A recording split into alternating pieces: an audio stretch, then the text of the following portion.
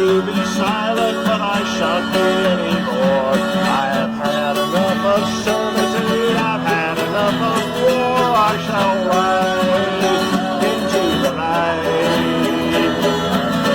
God bound, I've been burned upon the stake. I keep pretending the home where I've had all that I will take. You think I have no voice, but sir, that is your mistake. I shall rise into the night. I shall campaign until justice flows like a waterfall. I shall go beyond your borders and batter down your walls. I shall rock the halls of power. All in my way will fall. I shall rise. I shall rise. I am sitting at the table. I am taking off the mask. I am demanding justice. Is that too much to ask? Though my goal may seem impossible, I am up to the task. I shall rise into the night. 1 a.m. This is Attorney Cheney Mason, Winter Park, Florida, returning a call for Jacqueline. And it's confusing to me. It says justice for Katie Case, child rape case against Trump. She's donated. Should she continue? I know nothing about any donations, nor should it be done. There'd be no reason to. We filed a lawsuit, and then at the last minute, the client backed out. She was too afraid to proceed. It was dismissed, case over. I traveled by bus all the way from Oklahoma to New York because I wanted to be a model. Unfortunately, I didn't even know at the time that you needed to have a freaking portfolio. I wasn't even sure what one was. I felt so incredibly lucky when, while just wandering around the bus station, almost ready to give up, I met this very attractive lady, Tiffany. She was so friendly and so interested in me.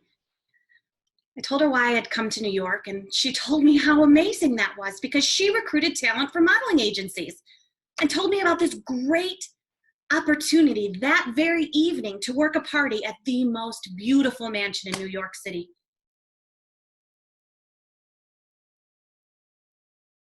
Where I could be seen by lots of people in the industry, and I would even get paid.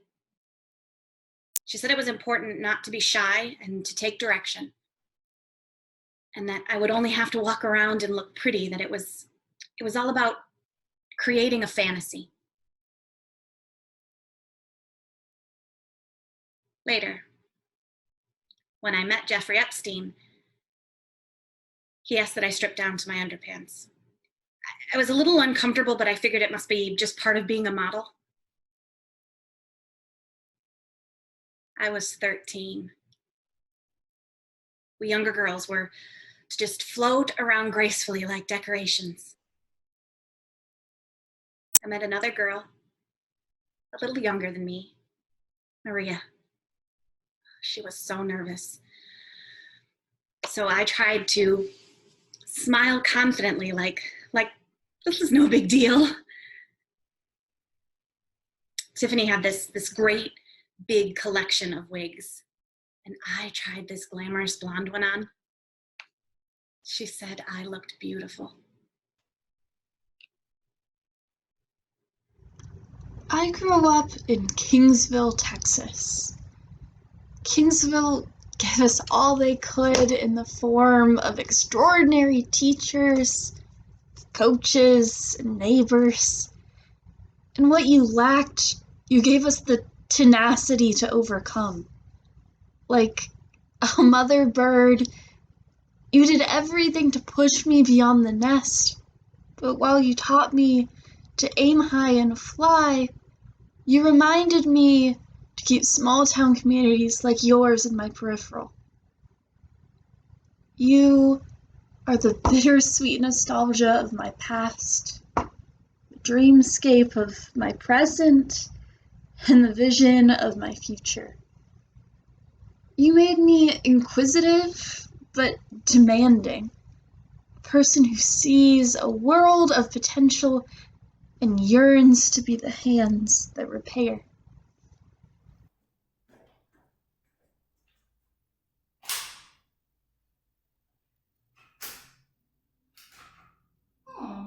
hop is more my style. Yes. But what to do with Polly? He is definitely not my style. This is getting old. And he is getting even older and slower. I have to do everything. Not that I want him to do anything to me anyway. I don't see why I need to stay with him any longer. He's not much use anymore. Torshi told me to be patient, that the FSB knows how well I've done, but for now I should keep going and I shall be very well rewarded for my efforts. It was all so fun and interesting at first. The NRA photo shoots, the parties, conventions. Everyone wanted to date me, the hot girl with the guns and the cool, sophisticated accent. Well, there were perks at first, but the guns, they're not so interesting anymore, and the men certainly are not at all. I'm ready to move on, surely. I can find some other way to be of use in a more independent way. I'm ready to call my own shots. I delivered big time. They've got what they want, and what happens from here on out is not my concern. I'll ask Torshi again. Maybe I can just drop out for a while, get my master's, wait for a different assignment far, far away from here. I wonder, am I ready for the FSB? Maria, hey, sweet stuff. You had enough for today? Let's go, girl. I'm ready for a little more private target practice. I'm tired, but never too tired for you.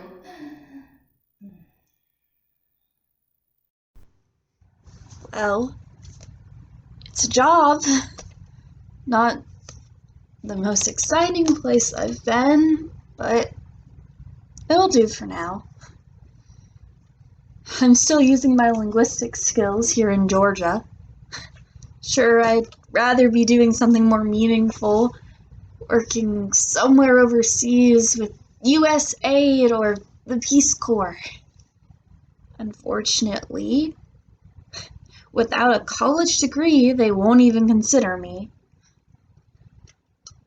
Right now, I'm just okay being around my friends, not too far from my mom. She almost keeled over when I told her about the scholarship from Texas A&M, just before I climbed aboard the bus to basic training. Now, I think she understands I wanted to be out in the real world and really wanted to serve my country. For now, I'm safe and comfortable, and with all the insanity going on in the world, that's almost all I want right now. Almost.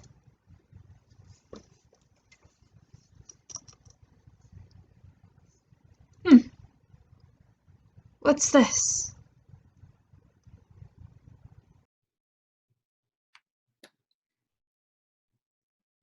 I was wearing the blonde wig when I first noticed Mr. Trump. And unfortunately, he noticed me. He was off to the side watching an orgy as if he were disgusted, but then he gestured for me to come over. And he complimented me, saying I reminded him of his daughter, who was also 13. Then he asked me to give him a hand job. I said I didn't think I was supposed to, but when I looked over at Tiffany, she nodded and said, of course I should comply. So I began to touch him. So sorry, this is, it was a long time ago, but it's still, ugh. So he slapped my hand away and looked angrily at Tiffany, and she scurried over with a glove, and she said, we girls were not allowed to handle Mr. Trump without a glove. Must a hero be large and powerful to change the world? Or rather, with the simple act of love, can one change the world? At every level of American society, heroes reveal themselves, regardless of whether or not that particular label is used. Who can say for sure if they've made the right choices? Would I be doing something more worthwhile if I had accepted that scholarship? Gone off to college? Would I have even stuck it out? I've learned so much in the military. I'm sure no college can beat their linguistics programs. I just wish more human resource officers would consider a total package of skills and determination instead of just one check mark next to the some college column. Patience. I'll get there. Decisions. What really matters? I need to think about that someday, but right now,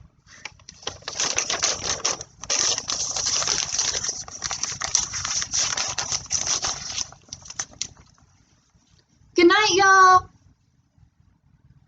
What a lovely evening, and your speech was so inspiring. How could I resist getting to know you a little better? I'm so proud of the stand you took for our Second Amendment rights. And that generous NRA donation will go such a long way to ensuring you achieve great things for yourself and for both our great countries. Oh, excuse me, darling. I must leave you to get home. I have to be at the firing range early for a photo shoot. I'll be tied up all day tomorrow. Oh, and then I have my class. Oh, perhaps we can get together next week in Washington after the prayer breakfast. And please don't forget the handcuffs. You're so much fun, darling.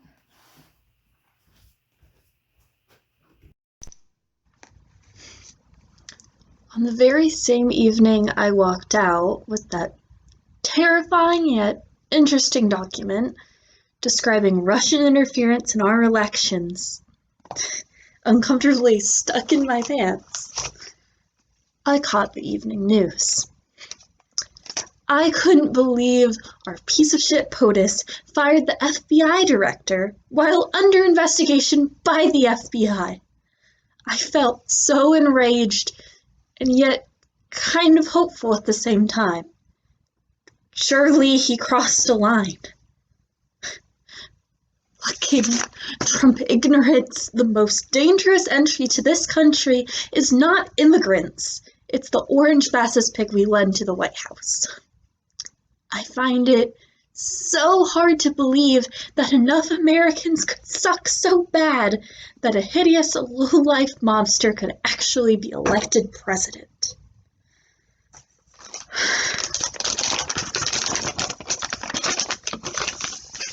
Jeez. Fucking Putin really did it. Damn Russians hacked into our voter registration systems.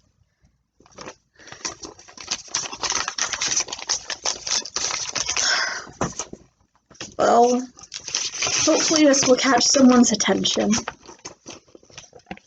and motivate them to do something. It's the least I can do.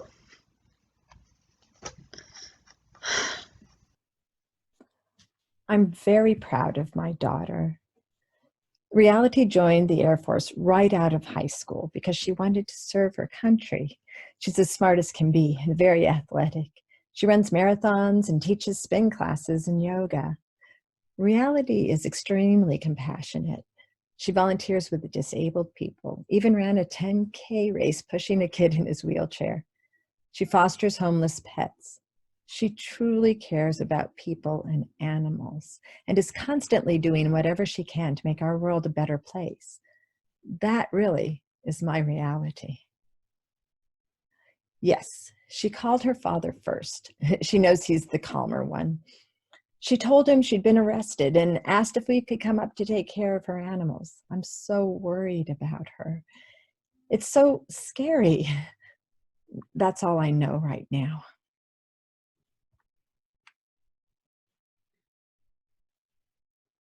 Tiffany told Maria and I that I had to play pretend games to entertain Mr. Trump. So she instructed us to pretend we were maids who got into each other. And then when the boss came home, he was angry and demanded oral sex.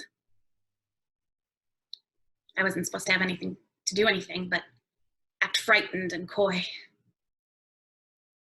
Well, Maria, it was her job to do it. She began, but Trump, he was really mean to her. He called her a whiny little spick and made fun of her, saying that she couldn't do anything right and couldn't even speak English. He said she should be deported and slapped her away. Then demanded I finish. I hadn't done that before. But one glance at Tiffany and I knew I had no choice. He grinned at me. Oh, so creepy. And again, he told me I reminded him of his daughter. Oh, it made me feel so sick. I was terrified that I would throw up. But I managed to finish, and I ran out of the room.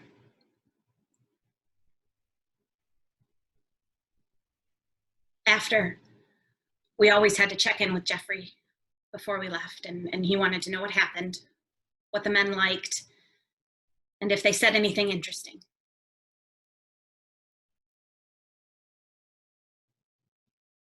He just laughed when I told him. Then he paid us and dismissed us. Mr. Trump, Mr. Trump, well, I'm visiting from Russia and I would like to know, please. My question will be about foreign politics. If you would be elected as president, what will be your politics, especially as your foreign politics, specifically in the relationship with my country, be? Oh, and do you want to continue the politics of sanctions that are damaging of both economy, or do you have any much better ideas?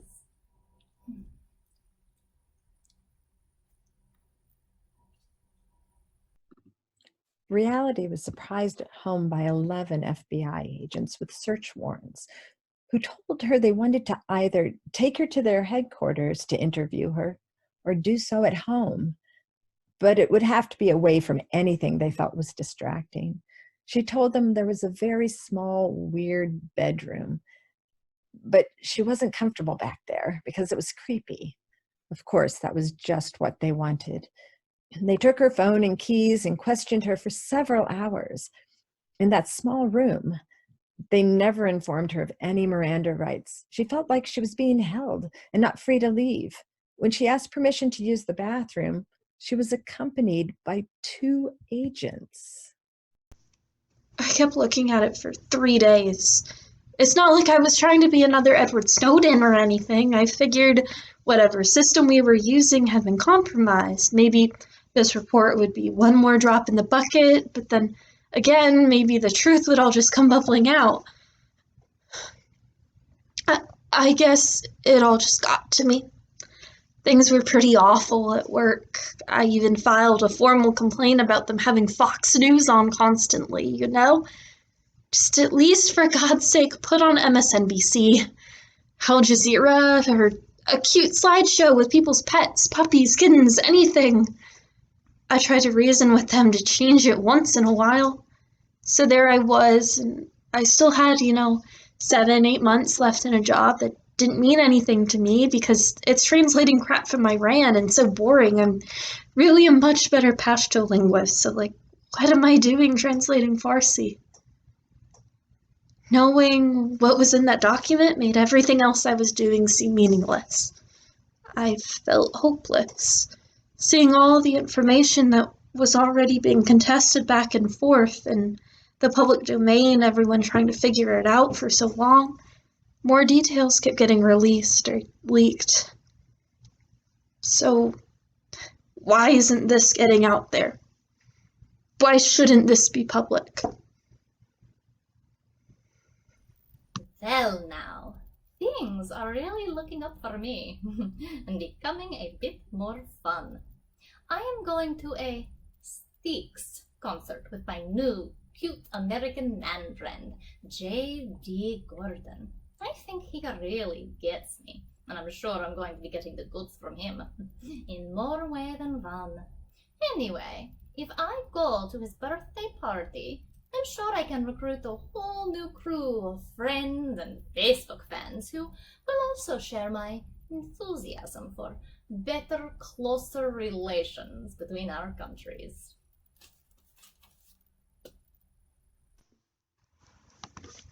I love my little house. I have this one wall, my favorite, filled with my cards and pictures from my friends and family. It's the place I miss the most. My life for 11 seriously intimidating FBI agents confronted me at my sweet little home. And now I've never felt so far away. I just can't get over the little things I'm missing already, like teaching yoga and my cycling class, my pets, but they're okay at least.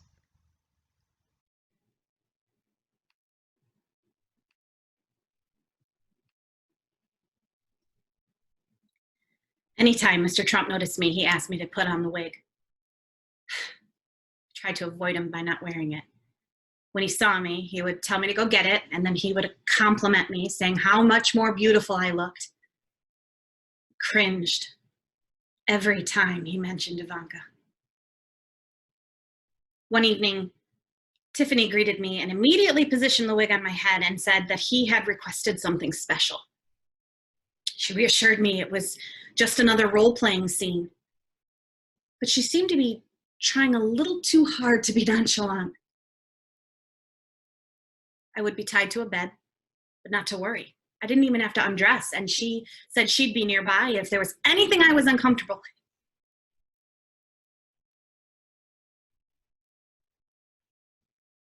When Trump came in, he seemed even more angry than usual. He just began roughly touching me, and he ripped my clothes off and raped me. When I asked him to please stop, that I wasn't supposed to have to, that he was hurting me, he slapped me and told me to shut up. Tiffany was saying something in the background too, but that, God, it didn't matter. After, I was crying, and I asked, what if I got pregnant? He laughed, just threw a few bills on the floor, and left.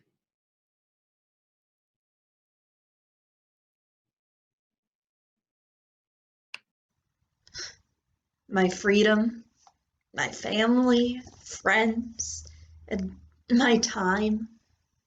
Even little things we use to define life, like a heartbeat and breath, can't even be put to the test.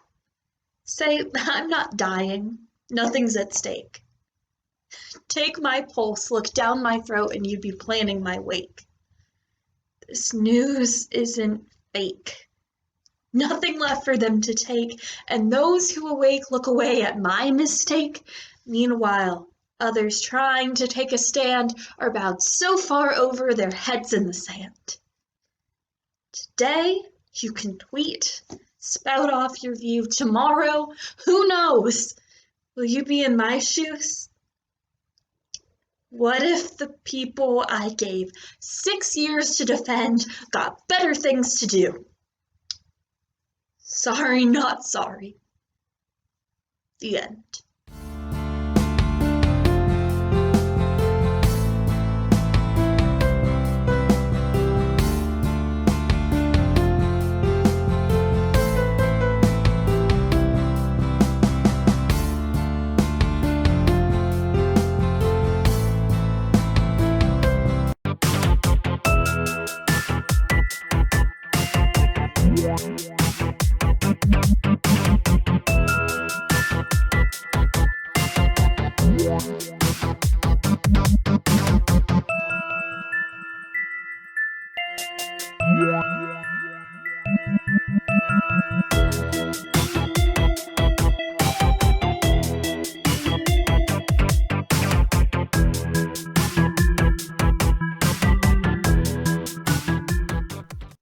Where's my cavalry, Daddy?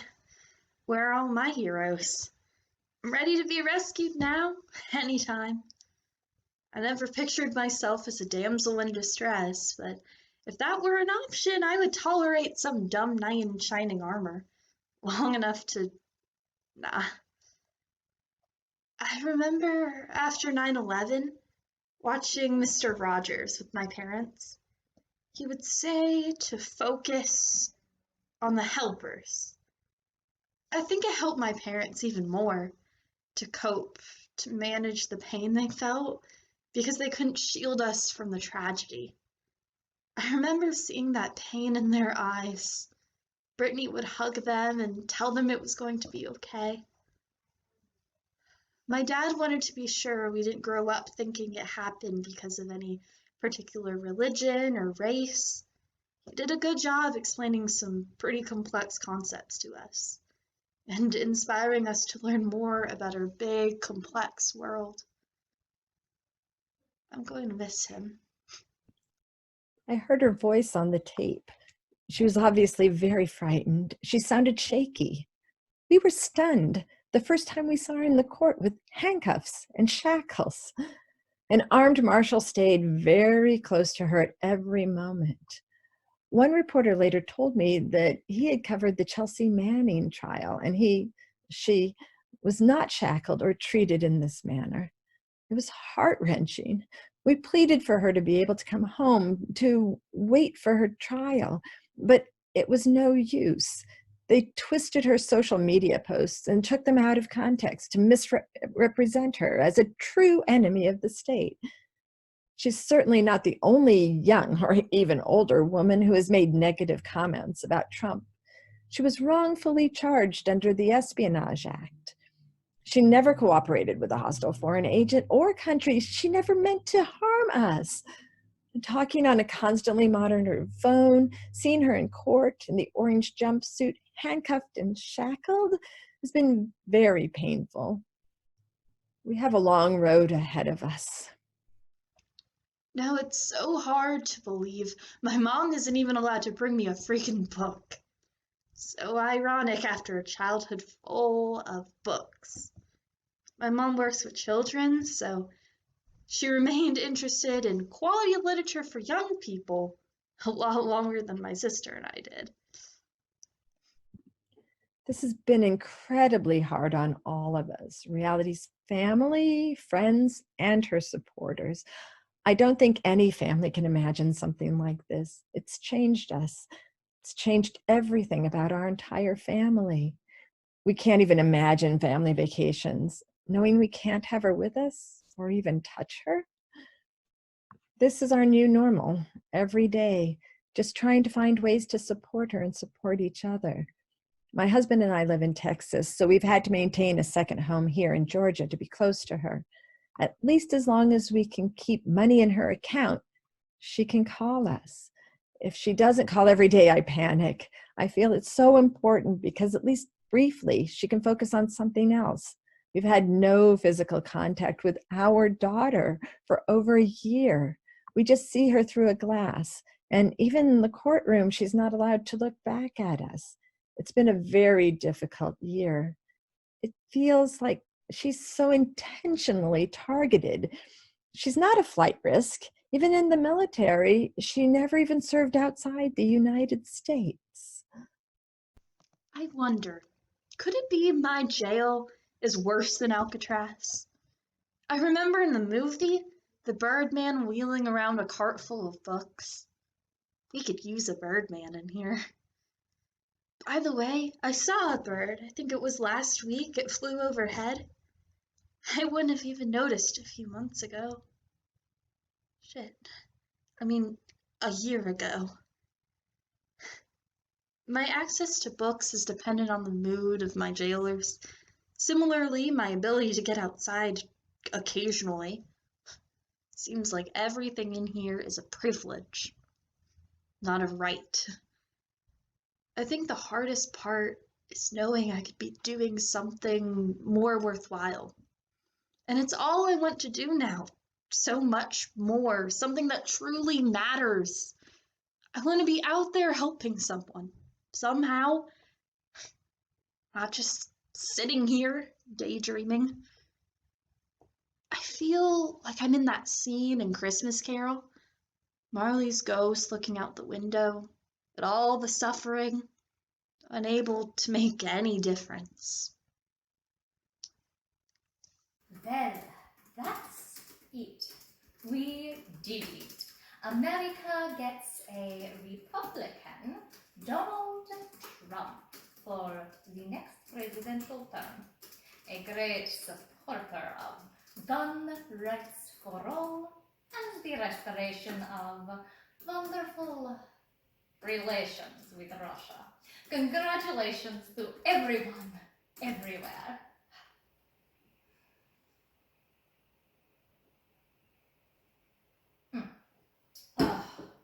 No, I know it is 100% certain for real. Trust me. Even if he loses everything else, won't matter. He got the necessary number of votes. I am so proud when I think how I certainly did my part to help your cause and my beloved country's cause. Oh, Polly, here's to us, and here's to Russia. Oh, my darling, I just can't wait for the inauguration and all those parties, dinners, and dancing. Of course, she told me, no worries, we're going to have tickets to all the best events.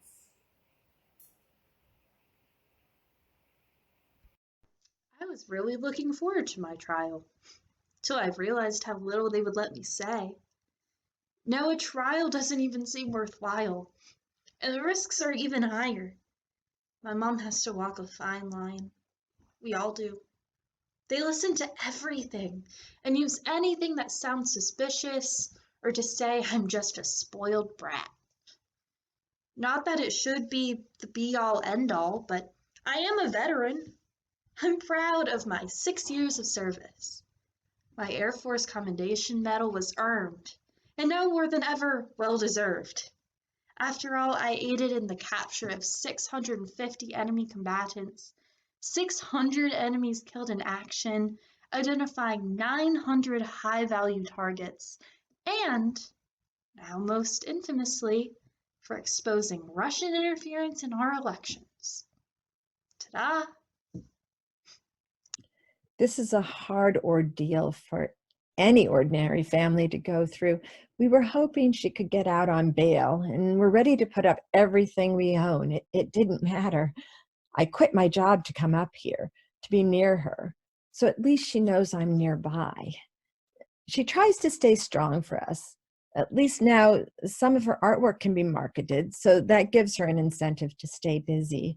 She really enjoys her mail. She's such an inspiring person.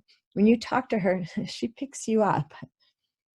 I've studied similar cases involving multiple charges that seem so much worse. She has only one, yet she's the only one who was denied bail.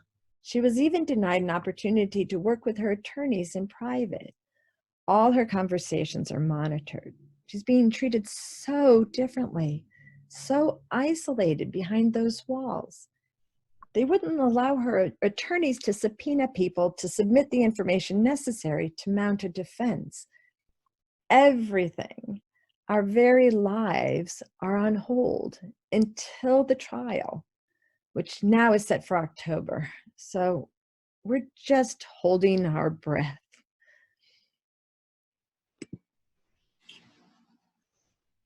I couldn't believe we were finally going through with it. And that Tiffany had come back into my life, but this time she was really helping me as my eyewitness. I couldn't handle the idea that this sick, cruel man could become the president of her freaking country. It was unthinkable. I didn't really care about the money. I contacted some stomp Trump Republicans who really seemed to care. They made a video of me telling my story and showed it to the top Republican leadership. But when they found they couldn't stop Trump, dropped me like a hot potato. But I just didn't go away. I believed that if I didn't do something, we would have this rapist in the White House, and I would feel horrid every single day. So I took it upon myself to find someone, a real professional lawyer, to help. Eventually, a nice guy, a patent lawyer from New Jersey, responded to my ad. Then he found me someone with the kind of experience that fit my case. Next thing I knew, I had an entire friggin' legal team. I even got to meet this famous women's rights lawyer, Lisa Bloom. She wrote a wonderful article about me and my case, and it was awesome. And in so many ways, it felt like when I first met Tiffany so long ago. She tried to help me feel more confident after all these months of ups and downs, this and that. We are moving forward. We had court dates, and Trump would have to be deposed. I really liked the sound of that. In spite of a few news articles, I was able to keep my identity secret, but I knew that Trump was aware of what I was doing. And it made me feel really proud, yet terrified at the same time.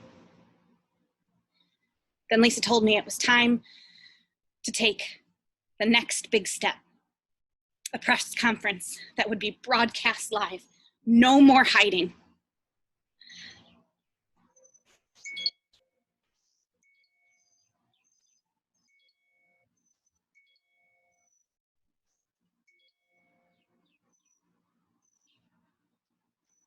And the horrible phone calls and messages start coming. Oh, shit. What now?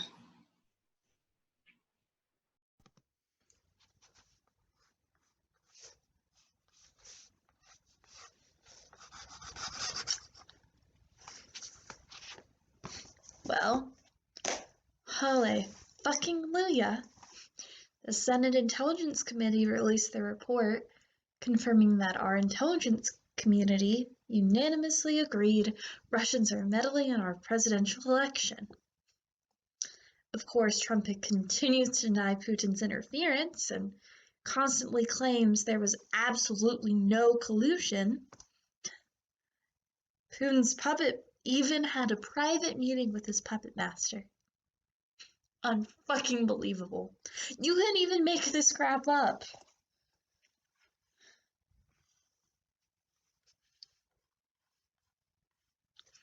I try to keep everything in perspective. Like, it isn't personal. Except, it is. Because I am the person stuck in this freaking jail for leaking a document proving Russian election meddling over a year ago. I am Maria Butina, and I am from Russian Federation, and I came here to represent Russian people's right to bear arms, a Russian non-profit organization that fights for our rights to own guns, like Americans do. You have done so much to help me feel so welcomed, including to see the most wonderfully greatest ever inauguration in the entire world, ever. And to the most fabulous parties, I want to give a big thank you all on behalf of myself and my most magnificent, strong handler, Mr. Torsion, and to you for having been so very kind and helpful to me, and especially to helping me to enjoy your much better, most friendly backdoor communications. And thank you too. And as I was saying, between our greatest peoples in the world, with all my heart, thank you, Mr. Wayne LaPierce, Mr. Davy Kane, Mr. Ricky Santorum, Mr. Davy Clark, Mr. Scotty Walker, Mr. Bobby Jindal, and JP Gordy. Oh, and of course, I have much appreciation to Mr. Donnie Trump and his lovely son, Donnie Jr., and my very special friend, Mr. Polly Erickson. And as you can see, I only wear empty holster. But sadly, in my country, always is just empty. We do not have the same rights as you do. So I am here to study your laws and freedoms and to build a bridge, or backdoor channel if you prefer, between our peoples who have such good, important values. So now let us all pray together.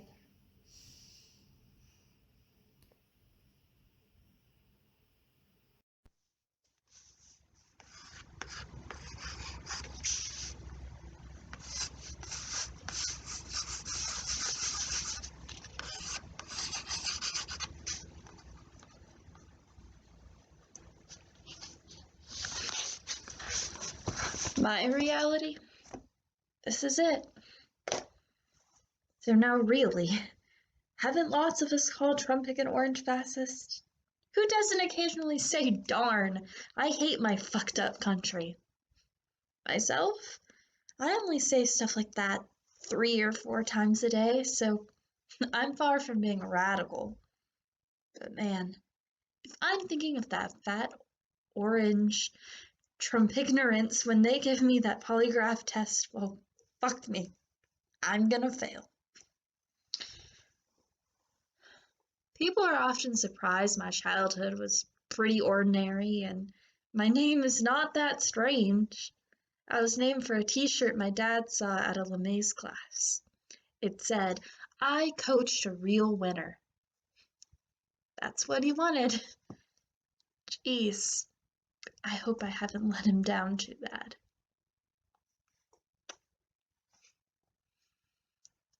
As a child, I had a world map on the ceiling over my bed. I have always wanted to travel to make a difference in the world. Now, I'm worried about myself, of course, but still, I think I'm even more worried about our world.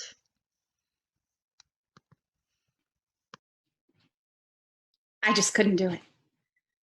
So many threats years ago. Even more now. I tried. But I can never forget when Trump told Tiffany and I he would do the same to us like he'd done to Maria. If we told anybody. He said he would kill us and even find and come after our families. Epstein warned us that Trump could and would do just as he said. We never saw Maria again. Suddenly, it all came back to me. So awful. We had already done an interview for the Daily Mail, complete with photographs, and I begged for them not to publish it.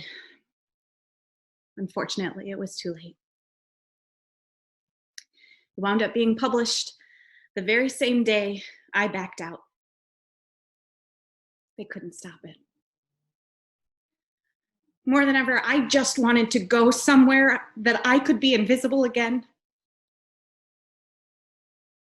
I really thought I would be safe and it would all be okay. But even that big, shiny office with all those smart, professional people, he was still able to reach out and get to me. Even Lisa looked strained that day and disappointed. She said she understood. It was a terrible day all the way around.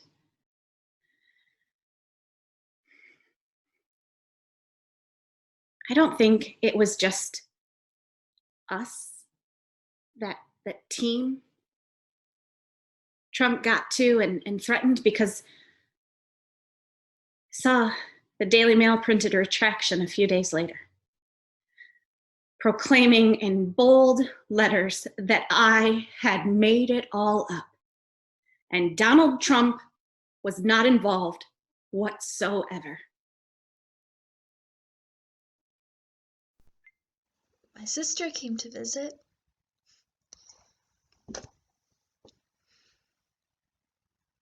Oh boy, Brady, I screwed up. I don't know if I'm getting out of this one. I don't laugh, but I really miss eating my kale. I feel terrible, bloated, so much white bread. I don't want to sound like a diva. I know that so many have it much worse, like the refugees who have nothing, but they still manage to go on from one day to the next. Okay? I don't think. I don't really. I hadn't considered the consequences. Not even a second. It just seemed like it was the right thing to do. Honestly, I thought it would somehow help set things right again. Maybe I should act more like I actually did something wrong. Right, I know. Orange is the new black. You think? Sure, I'm definitely playing the cute blonde card. Just smile and be cute. Like, I'm going to. Fuck. I'm going to cry a lot.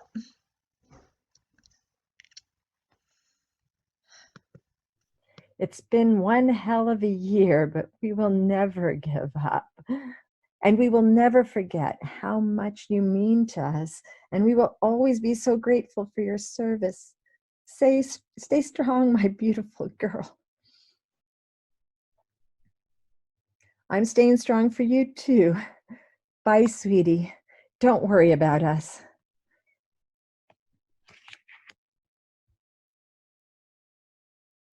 My hopes? I hope she will be vindicated. I hope they will declassify the document that she's accused of releasing. I just want everyone to keep an open mind. When you're charged with espionage, they intentionally paint you in a light, that you're a traitor to your country. But if people pay careful attention to what she's actually been accused of doing, they will see things differently. She did not jeopardize our national security. She did not sell secrets to another country. She did not conspire with anyone. She is not a spy nor a traitor. My greatest fear is that she will be forgotten. Well, they really tried. They really did. My mom did everything she could, left her job to devote pretty much her entire life to my cause, and quite brilliantly, may I add. But 41 rejected subpoenas and 75 motions to declassify relevant materials denied later, there I sat. So I took the plea deal. I admitted that I took the document and shared it, and I knew I wasn't supposed to. I believe that this was the only way I could receive anything even close to a fair sentence. I simply had no viable alternatives, considering the espionage charge. There was no way to defend myself or explain my actions before a jury of my peers. However, I know in my heart, and I feel sincere gratitude in knowing my friends, family, and supporters believe in me and understand that I absolutely acted with good intentions. Someday I hope that when we and our government come to terms with all that has happened, maybe then I'll be pardoned. That would be cool all the way around, because it would mean that our country and our world are in a much better place than we are currently.